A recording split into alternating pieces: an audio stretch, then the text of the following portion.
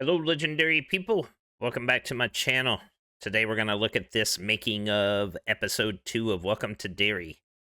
I actually watched the first episode after I watched the making of it, and now I watched the second episode and I'm watching the making of the second episode. So yeah, the first episode, really good. Liked it. A lot of visual effects. The big baby, the little baby. Yeah, I like that. Really good. Reminded me of Freddy Krueger. How, your dreams, when he goes into your dreams, only you see those dreams. That's what this show's like reminding me of. This second episode was really good. Looking forward to episode 3. So, all right, let's get into this making of this. It's been really good so far. Something to watch. So, leave your comments down below if you're liking this show and what you like about it, what you don't like about it. All right, let's get into this making of this second episode. The idea of creating this horrific event at the end of episode 1 has to do with the desire to create shock. Yeah, it was cool how they went back and showed what happened to them. Is safe. In episode 2, we go straight into meeting new characters. I'm Rich, by the way. Will. The characters themselves came out of the social dynamics of 1962. You had Cold War tensions, you had racial divisions, you had fear of change. Yeah, the premise of how they're bringing Pennywise in and what they found in the sewers and what they're going to use him for is really cool.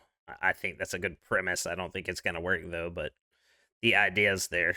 Richie is a Cuban American living in a country that is suspicious of Cubans because of the Cold War.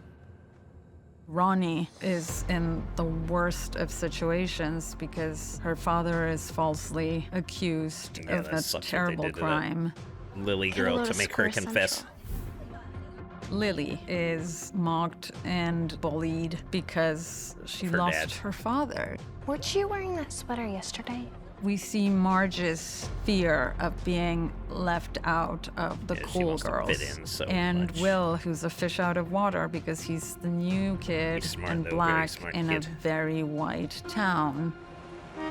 The Hanlons arrive in Derry thinking that they're going to be living a very suburban life, but things don't quite work out like that.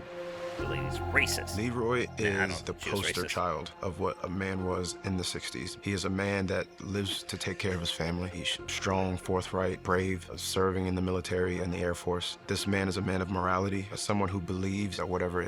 Yeah, they said actually that guy is the one, I think, in The Shining. That's him when he was younger. So is wrong in the world can only be fixed by what's right in the world. Above all else, he just wants what's best for his family and always leads with that. This thing is amazing! You think your old man doesn't know his own kid? Last present you got me was a tie. Will and Leroy definitely aren't the same people. He wants him to be this big, tough military guy. When Will, he just likes science books and he just wants to play with his telescope. So he leans towards his mom a little bit more because she's more accepting of who Will is. Charlotte feels like she's put on the earth to help people, and she's sticking to it, and she's sticking by her husband. She's gonna make the most of where she's been put.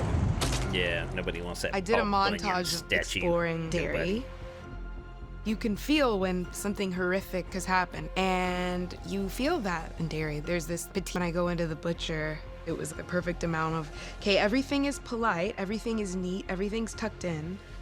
Yeah, a little but then too I see nice. boys fighting across the street. Everybody's just okay with that. Why is no one stopping this? Boys will They be don't boys. care. Boys will be boys. And then when I go to break it up, no one bats a lash. Everybody's just like, as if nothing happened. That's today which with is social media. Strange.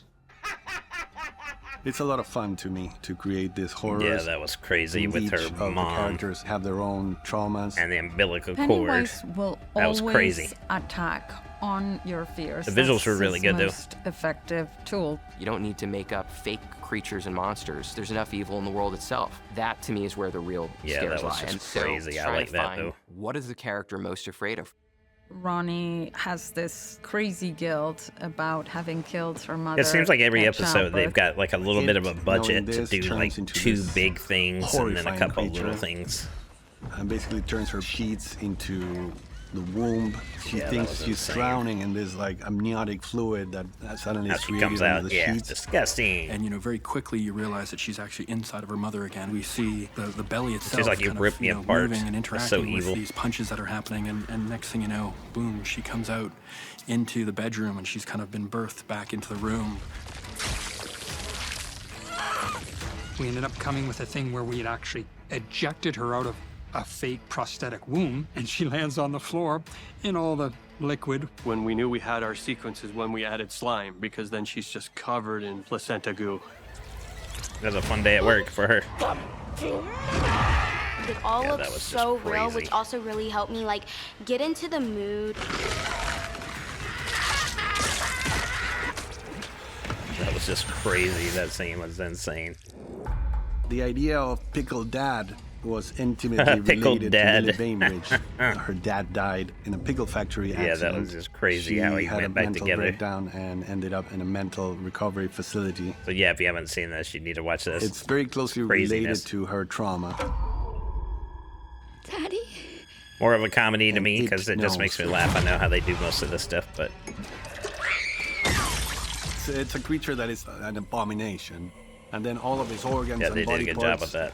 Sort of conflate into this like octopus-like creature. A lot of things that have tentacles or look like tentacles, the umbilical cord, that. It was a really cool like first scare scene, and just showed me how much Andy's imagination comes to life. It's terrifying and horrible. It's terrifying and horrible. It does a good job though. All right, yeah, so we're waiting to see Pennywise. I think he's showing up this next Wednesday for episode 3. Oh yeah, the beginning animation is pretty cool also. So, all right, well, thanks for watching. I hope you have a good weekend. We will see you in the next video. Let me know down below in the comments what you're looking forward to with this next episode, if you've seen this, if you haven't seen it. And we will see you in the next video. Thanks for watching.